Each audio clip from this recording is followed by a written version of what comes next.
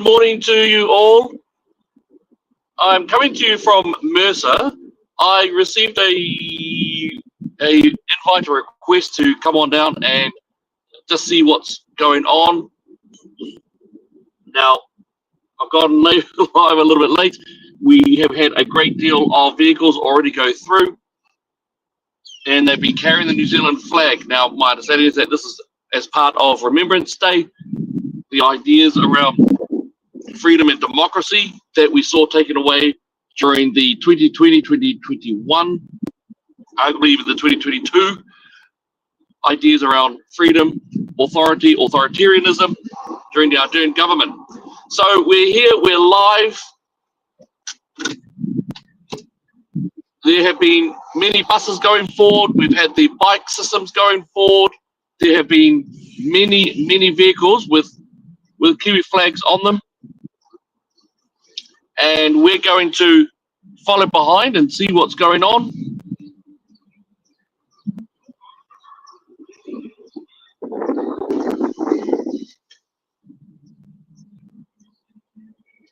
Now, it's really interesting as well. Oh, yeah.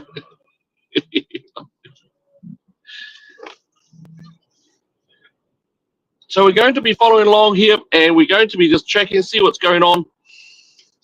My understanding is that there is going to be a very big event that's occurring in about 5-ish minutes. Many apologies. Let me know if there is any issues with the audio. We are also in an area where internet gets a bit shoddy. We'll see what we can see. So this is Ali Gile driving along with hands-free systems. So don't worry about it, not a problem. I'm not looking at the screen, but I will try every now just to flick the eyes quickly down. Now, it is interesting when I think about today being Remembrance Day, and if we compare that with the Māori Party protests going on at the moment, there are some very interesting differences, like really powerful differences. Probably the first difference that I'm thinking of is the media. The New Zealand mainstream media hated the Freedom Convoy and hated the Freedom Village. They gaslit, they engaged in negative numbers, so I would say purposely, but some might say differently, I would say that they purposely chose to reduce numbers by their count and reckoning. But the facts and figures were separate. The facts were outside of what the media was reporting. And so when you do think about the ideas of the Freedom Convoy, the way the media treated them, calling them racist, homophobes, Islamophobes, misogynists, all the phobes and all the negatives went out there. And it was quite fascinating how that happened. Well, in the Māori Party protest, that's the opposite. They are absolutely in love with the Māori Party protest. They are singing along, they're joining it, they're jumping up and down.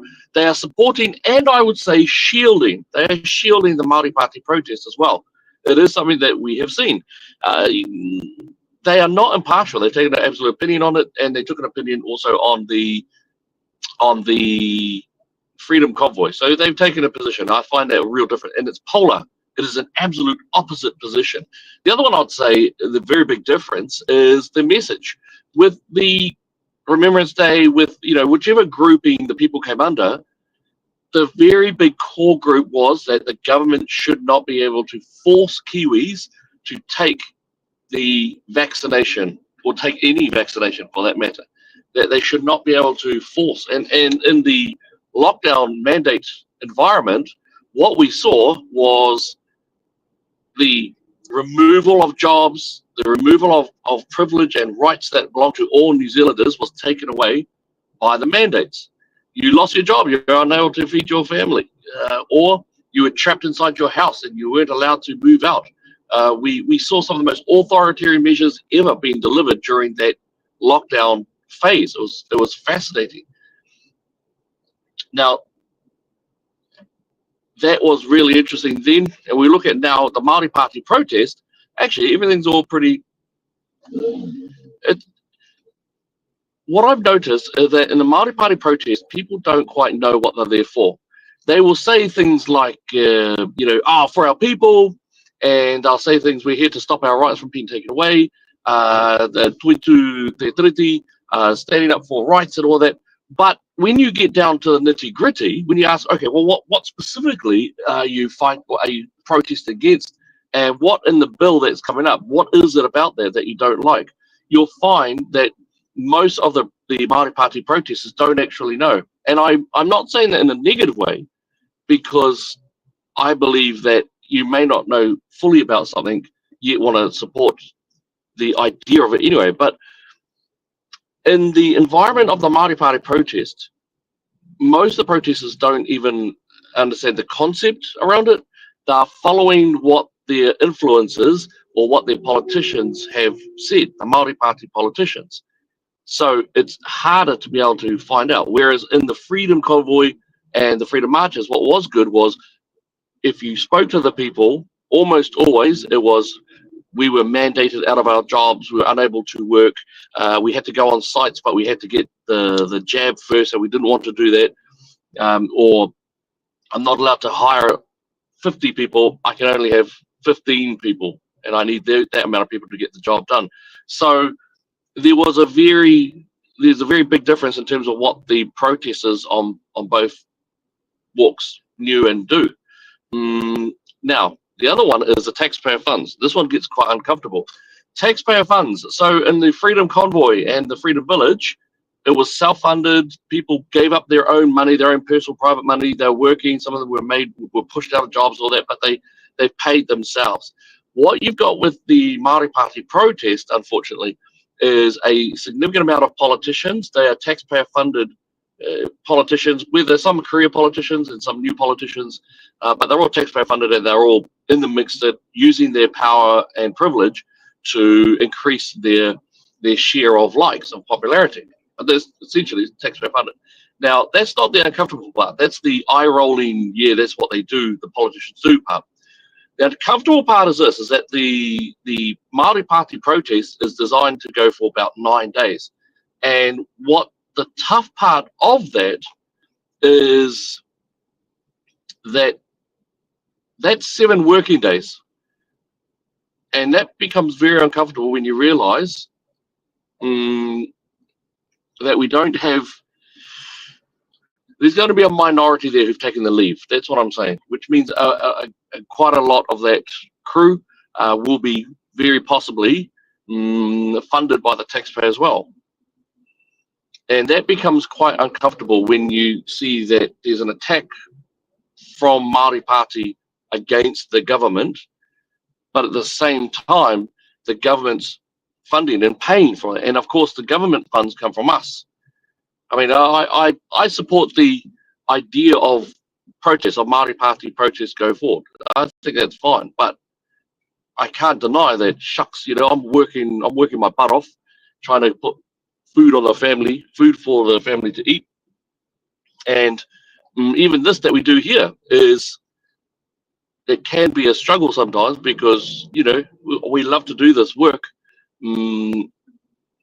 but we're all paying for it out of our own pocket. And part of me says that's the way it should be. Whereas taxpayer money should not really be going into the Māori Party protest. It's not supposed to be that way.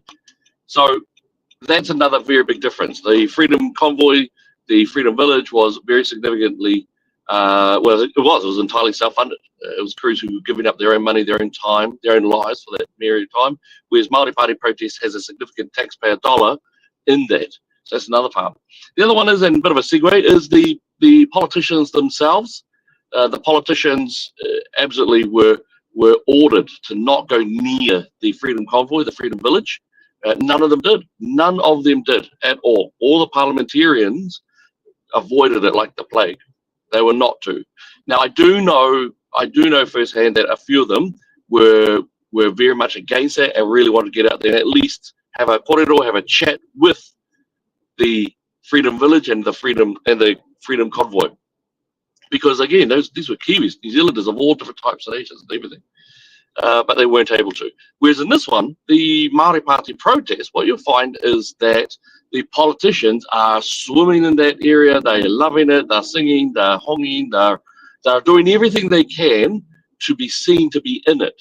So again, that is another huge difference, a massive difference as well.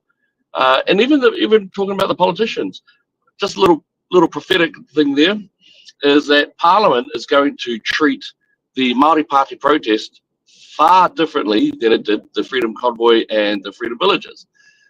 You had, of course, with the Freedom Village, the police brutality was quite extreme. In fact, I've spent a couple of years growing up in a cop household. Right? There was a part of my life was about 2-3 years where I grew up in a police household, and I loved the idea of the police, and we need them. And I've worked along great police as well, absolutely awesome police. I've been proud to even send some of my clients that way as well, as in helping youth to get in with Genesis, Blue Light, these programs that were made by absolutely well-meaning police and really good guys, good people. But what we saw with the Freedom Convoy and the Freedom Village was we saw police brutality. One of our people did up a bit of a meme recently. It's gone a bit viral, where it shows the very clear difference. You've got on one side for the Māori Party protests, the police hogging up, and on the other side, you've got that police officer who's full body leaning on that boy's head, right? And the protesters were not being violent. That's the thing. In those first few days, there was absolutely none. The violence was from the police side, which was just shocking, really shocking. So again, massive difference. And sorry, I'm going. The Freedom Convoy, the Freedom Village, of course, was treated. As soon as it got on, the police immediately engaged in authoritarian measures. They beat them, dragged them out by hair, leaned on body parts. They broke sternums. This is actually these. I'm not talking smack here. These are things that have been admitted by the police. They then engaged in heavy-duty batons, riots. The Trevor Mallard, the speaker, he also allowed the usage of sound devices, of less than lethal sound devices, which was extraordinary. I didn't believe it at first, but Trevor Mallard, it ended up being true that Trevor Mallard made the order for sound cannons to be targeting the people of the Freedom Convoy. It was extraordinary. I mean, I don't know, but it sounds to me like that would breach some type of international code for how you treat your own domestic populations. He also made sure that the sprinklers were on, and to have a continuous dousing. This is also with Kiwis where there were children present and there were elderly present. There was all sorts of people. And not only that, he had sound running 24/7. So he tried to drown people out with water. He tried sound cannons. He tried constant noise. I mean, these are torture methods. These are methods used for torture. So the way that Parliament will treat the Māori Party protest will be different. I'm calling that right now. It will be different. I'm going to assume that there'll be a Parliament approved karanga. There'll be Parliament approved everything to go on the site as well. So Parliament treated the Freedom Convoy like rubbish and as if they were the enemy.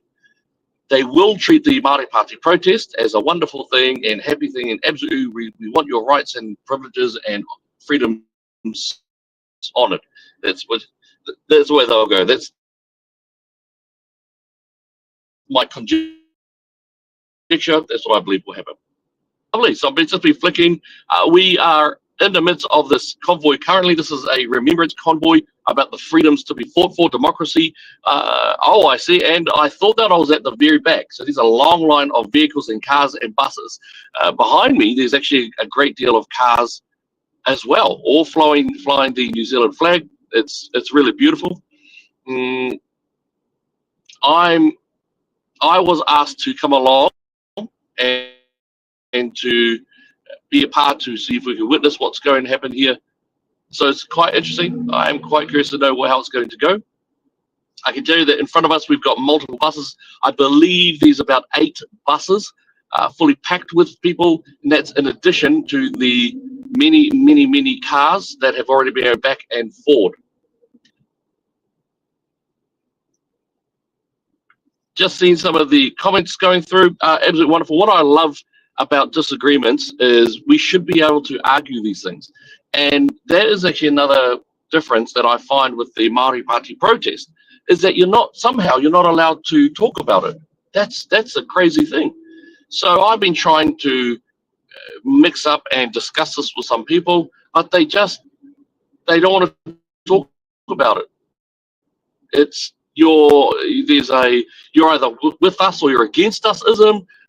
I have seen a couple of things on TikTok where they're saying that if you don't follow the Māori Party protests, then I can't remember what they're calling it. They're calling it some other thing, but it is essentially a Māori Party protest. That's the essentials of it. But when you discuss it, they just say, "Oh no, if you're not with us, you're against us." There's those comments. You've got comments such as, "Is the white man? It's against the white man taking over again." There's ones about they're trying to genocide Māori. There's trying to take away rights of Māori. And my question has always been, what are you talking about? What specifically are you referring to? See, here I'm driving in a Remembrance or the Freedom Convoy. We all know why. There's a very central reason why the mainstream media were very much trying to break that, but it was always solid throughout. There was no change or differential. Whereas in the Māori Party protest, very few really know why they're there or are able to articulate the issue. So yeah, it's quite extraordinary.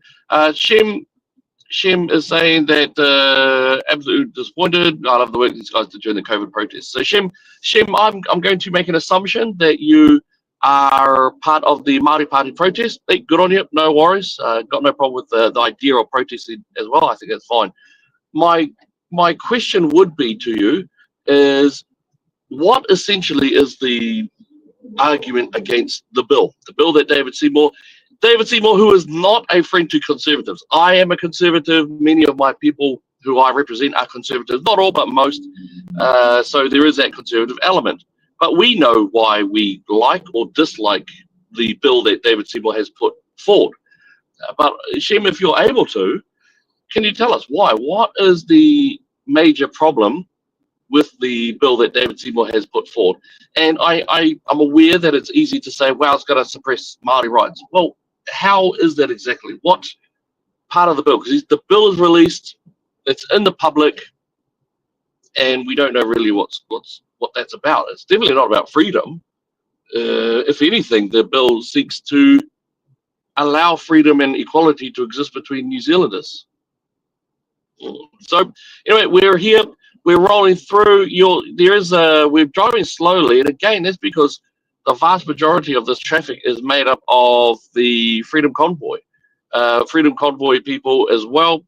You've also got NZD SOS, and they are celebrating Remembrance Day more closer to the city.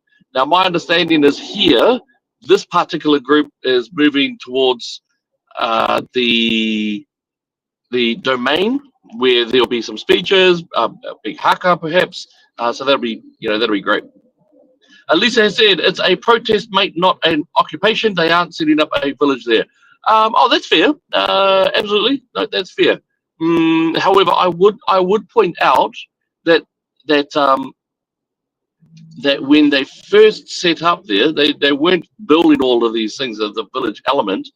They were there first, but it was ruthlessly treated from the second that they set onto the Parliament site. So that whereas that's fair in terms of the Māori Party protest. It looks like it is a protest that they're not going to do a sit-in. I wonder though. I have to ask, if it was a sit-in, would Parliament do anything though?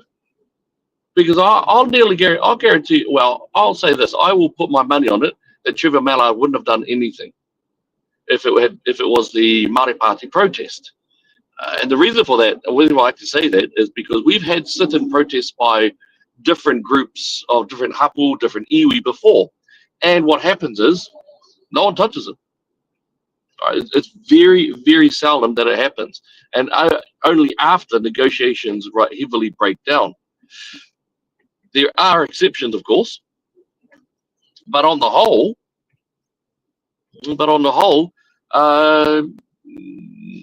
yeah, they don't. No one touches them. It's just a very expected thing. Ian has said Here we go, talking about rights. The country belongs to everyone. Get over yourself. Yep, and that's right. And that's what I have discovered with the Māori Party protest is that there's some misunderstanding about the treaty, about Te Tiriti o Waitangi, is that they're just following what woke academics, the academics, what they're saying about it. And these, of course, are very far to the left academics. They are not unbiased. They are very much impartial to a side, and it tends to be on the side where they want. So there does seem to be a great deal of issues. Troy Allen, they didn't do anything last time Māori set up an occupation on the Parliament lawn. Oh, that's right. Yes, that's right. That's right. I do remember that. Yes, that's right. So they didn't do anything. And again, so this is quite amazing that the Freedom Convoy was Māori, Pacifica, was Indian, was Asian, but they were all Kiwis. It was the most diverse group you could ever find. You had conservatives and libertarians. You had socialists. I actually know some socialists who went down there as well.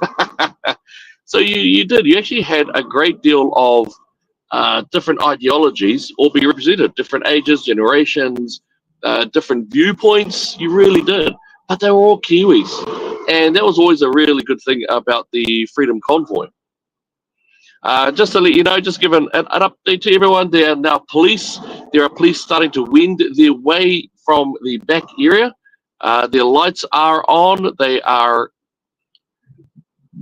it looks like,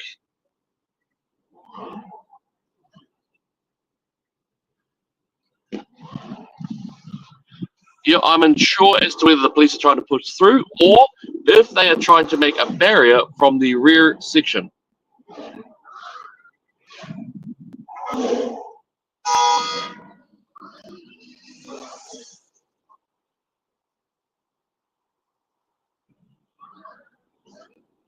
Behind me, there are many vehicles, and they've got a lot of New Zealand flags out there as well. I am also seeing STMS, that's your traffic management systems. So it looks like they might be doing something there. And oh my gosh, there are Kiwi flags on them too. Yeah, I have to say, one of the lovely things that I have seen during the Freedom Convoys, whether you agree with it or not, is that the people themselves, the groups, were very much looking after each other, helping each other, and it didn't matter what religion, what class you were, what group you belonged to. It was a very powerful time, and we saw it just all over the place. So the convoy here, definitely a bit slower. It looks like something might be happening soon.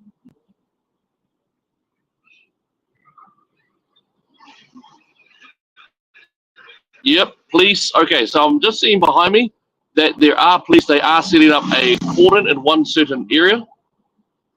And there's another couple of police cars who are sirens, lights on, and they are following the STMS trucks.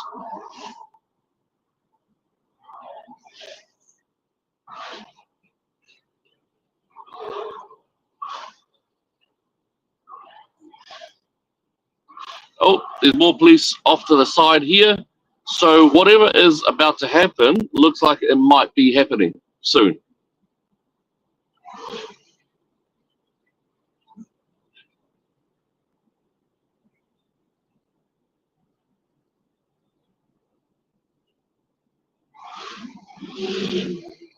Yeah, different areas are being cordoned, it looks like.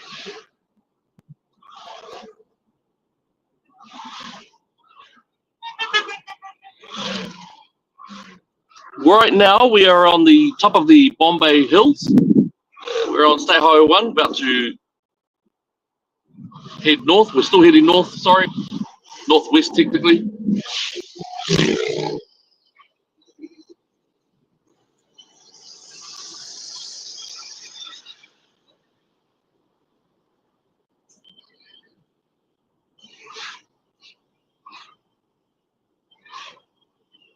Looks like a beautiful day for it in Auckland.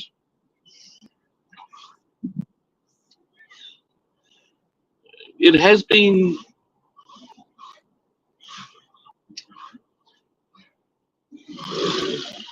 I enjoy the free press. I used to be one of those people who would buy a Herald. I'd have my ciggy, I'd have my coffee, and then I would just read through the Herald, the big paper version, back when I was still smoking and all that. And I loved the Herald. I remember reading it from cover to cover. Always enjoyed it. But unfortunately, over the last 5 years, well, arguably perhaps 10 years, it's become progressively more and more liberal. One might say more to the left. And so what we're seeing now is this difference between the way that they will report on the state, if they report at all, because remember, the New Zealand mainstream media do not like this. So if they do report on this particular event, and if they report on the NZD SOS event and other Remembrance Day events, you will find that the media purposely put it in a very bad, a negative light. And it's a very sad process. It's a very sad day when we can predict what the media will do. This group will be looked upon quite severely. They will try to use words that make us feel like in a negative sense towards them. However, for the Māori Party protest, they will specifically give glowing terms. They will falsify. Oh, that was another one that did get brought up multiple times, is that the New Zealand mainstream media are falsifying numbers. It's okay to get numbers wrong of crowds, but the New Zealand mainstream media have been noted to do two things. When it's a Māori Party protest, they are falsified. So they're talking about tens of thousands of people when there clearly were not. All the AI models and all of the groupie shots that police will use to estimate numbers, that was totally off.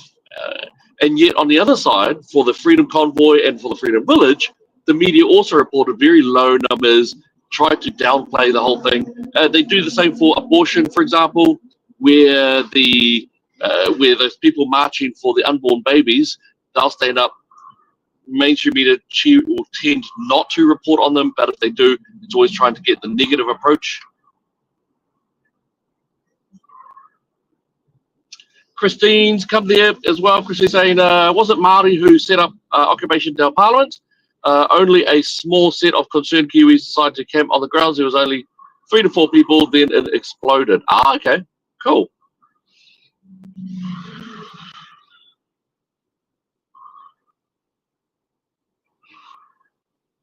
And Chris has gone, Chris Axby, when it was sold by Wilson and Horton, it became a foreign-owned media, not really New Zealand Herald any longer. And that's fair enough. We do find a lot of from Yahoo NZ, and we find from Stuff and Newsroom. A little bit of Newsroom, but they'll reproduce articles from other well-known leftist media outlets, CNN, MSNBC, The View. These are very strongly to the left channels and outlets.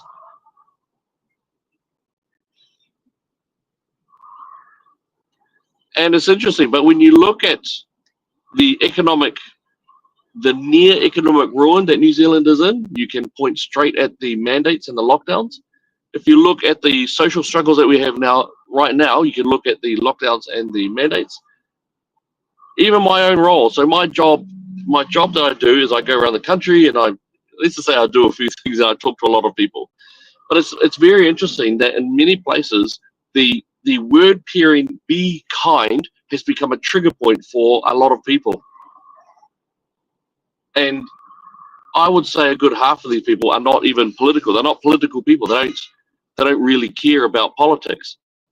But that word pairing, "be kind," has become a source of a trigger point for a lot of people, that they get feelings of concern, anxiety, anger, and it's really sad. It's really sad to see that happening.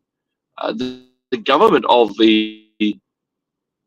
we regard the government, especially within today Remembrance Day, we regard the government of being problematic during the 2020 to 2023 phase. But the truth is, the fact is that from 2017 to 2020 was also a shocking level of government authoritarianism and left ideology. One example that I'll give is Farmac. Is that in 2018, I believe it was, the New Zealand government at the time, the Ardern Labour Party government, they that's what they put forward.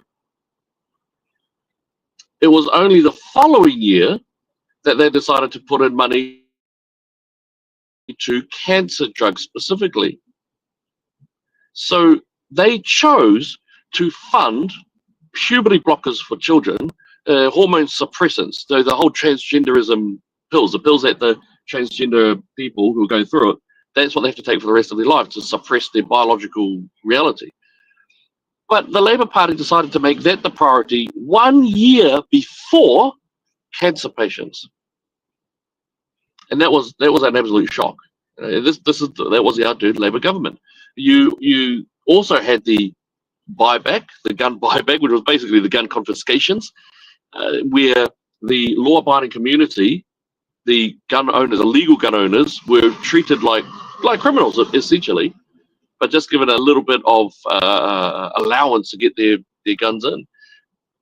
But then if we have a look at that, if we look at the, I hope it's okay to say, the scumbag called Brenton Tarrant, the way that he got his gun license was an absolute farce. He was supposed to, for minimum voting procedures, he was supposed to give the names of 2 people who were character references who knew him personally. He gave 2 online friends. I think it's worse. I think they're online gaming friends. So they had never met him before. They stated that they had never met him before either, as in real life, only online. And I think it was online gaming. Then the other part is, of course, is that the minimum vetting is that you have to be able to go to the applicant's address, home address, and have a discussion with them there and talk about it there. Well, he said no. Tarrant said no. We'll meet at my workplace. So 2 huge red flags that were never considered allowed Tarrant to get that license, which led to him being able to get the other pieces that he needed to create that vicious weapon. So the police are not, there's no real self-evaluation, no real self-reflection on it. They seem to just treating the legal gun-owning community as a whole. And of course, what happened when the gun confiscations happened? Gun crime skyrocketed, absolutely skyrocketed. Quite extraordinary how that happened.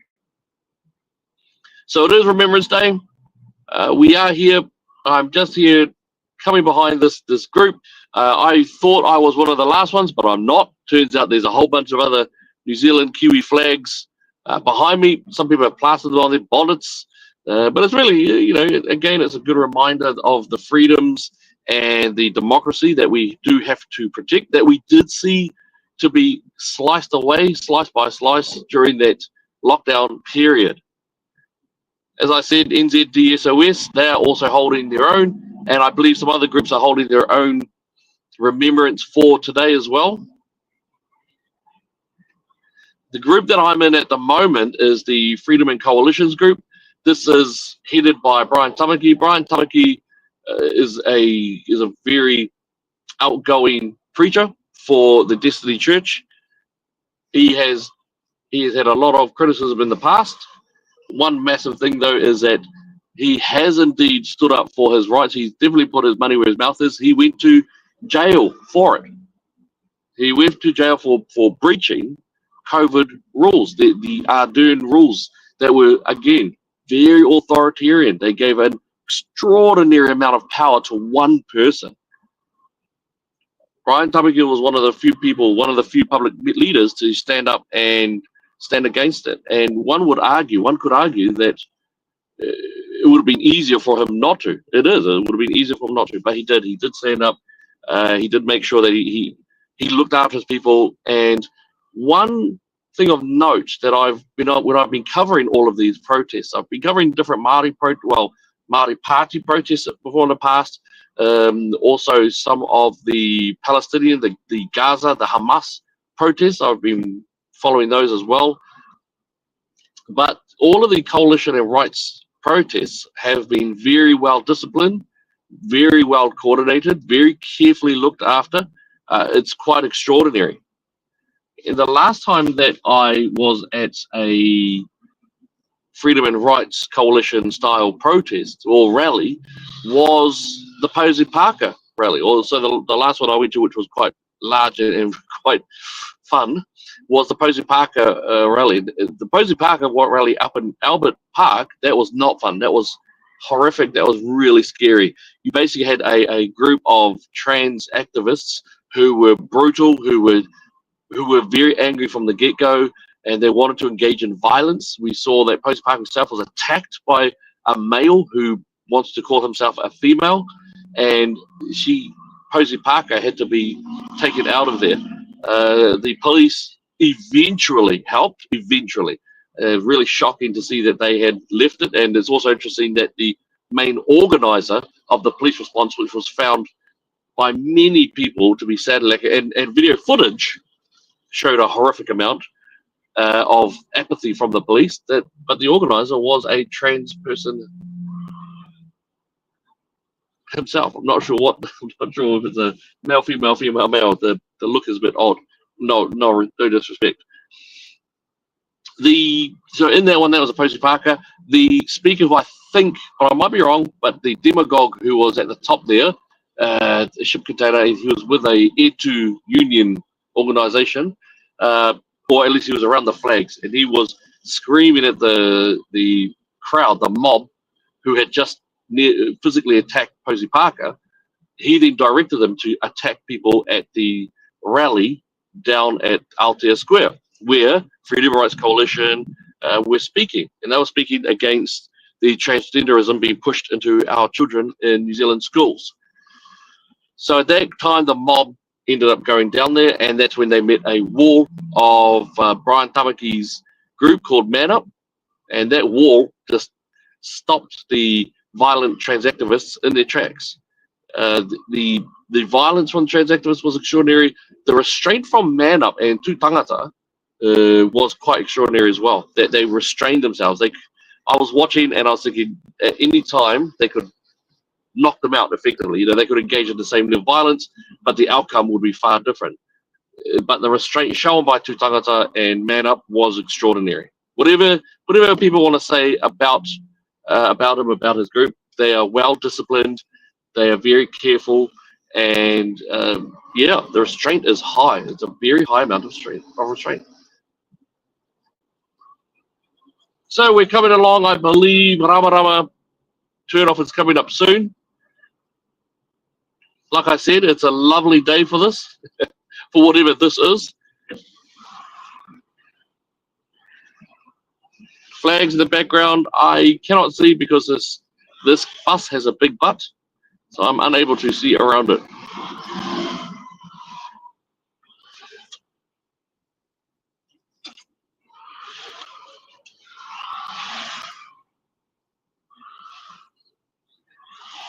Also, at this time, we do remember those who have been vaccine injured.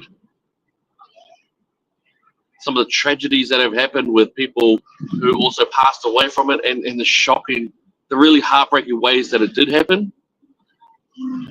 You've got people who, to this very day, are struggling with their injuries. Shakes, insomnia, spots, difficulty finding a job, difficulty keeping attention focused. So our hearts do go out to those people. One of the good things but sad things is the level of trust in mainstream media. One News, New Zealand Herald, ZB as well in many cases, Newsroom, Spin-Off, all of these different places that they lost so much public trust. And when the press were saying things which were clearly not true, every single time that happens, the trust goes down a little bit more, a little bit more, a little bit more. And I am sad because I think that any democracy needs to have an independent, an unbiased or independent media.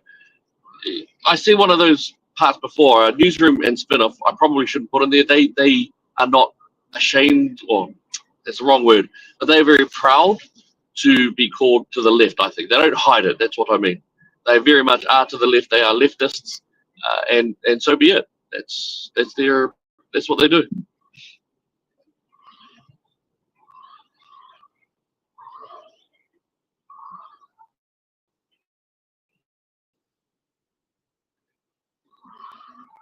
We're moving forward.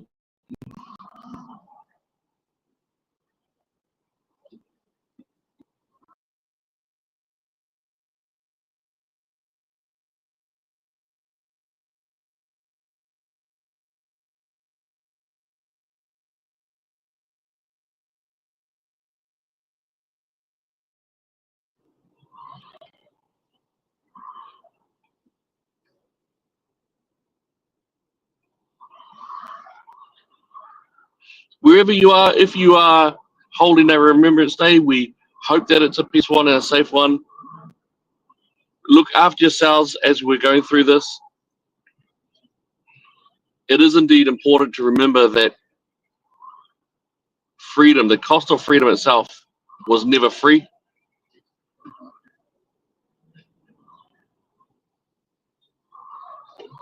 This is one of those very important days, and you're going to find. I'm going to make this call out that there's some people there. I believe one of those people was a gentleman who was removed from the public gallery of Parliament when he was calling out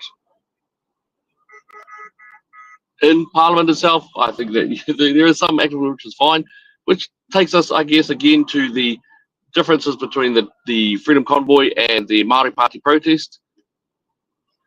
The haka that happened in Parliament just recently,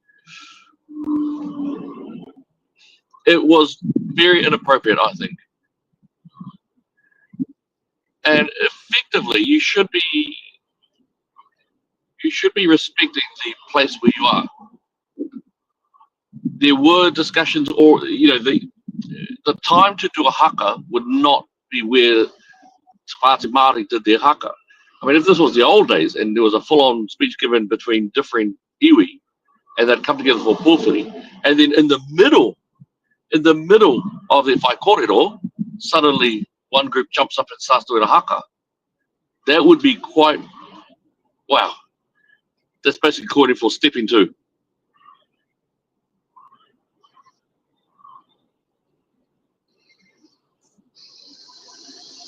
So we're traveling again. Now this time we're traveling with a little bit of speed here.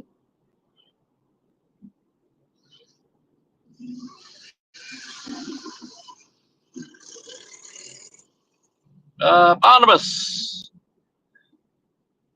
All right, Barnabas, I'm sorry. I'm going to try to read this, but I've got to flick. Make sure I'm not being illegal and make sure I'm being safe as well. Thank you for your live stream, your comments, answers to comments. Thank you for truth that you're spreading several lies. The government wants full control of the country without being accountable to Māori who are trying to preserve the lands, waters, and the livelihood of Māori. Te Ao Māori is a different way of looking at our government, our family units, governance of ourselves and ways. Why does this viewpoint matter? It is because Māori or Te Ao Māori is about preserving I do apologize, not sure why, but that comment goes into ... Also, maybe you're going to keep on writing, that's fine. So in terms of, no, absolutely fair. Love the idea of bringing all of that stuff up. First off, Te Ao Māori, my strong, I don't think Te Ao Māori exists, but I'm going to qualify that. The reason why I don't think it exists is because different iwi, different rohi, different ropu have hold different certain areas. There are a few universal principles for sure. The idea of pōwhiri, but Te Ao Māori is it's a bit of an odd one because, well, which Te Ao Māori are you talking about? Are you talking about Te Arawa Te Ao Māori, or Ngāti Raukawa Te Ao Māori, or Kaitahu Te Ao Māori, or even Ngāpuhi Te Ao Māori, and one of the three main Ngāpuhi streams. So Te Ao Māori seems to be very much dependent on the area or the iwi that is in who are in those certain areas. So that's the first thing I'll say about Te Māori. In terms of the other one, the livelihood, I mean, with full hardcore respect, and I love to engage in this. I don't think, no. In fact, not even I don't think it. Livelihood for Māori is not being affected at all. If you want to know the brutal truth,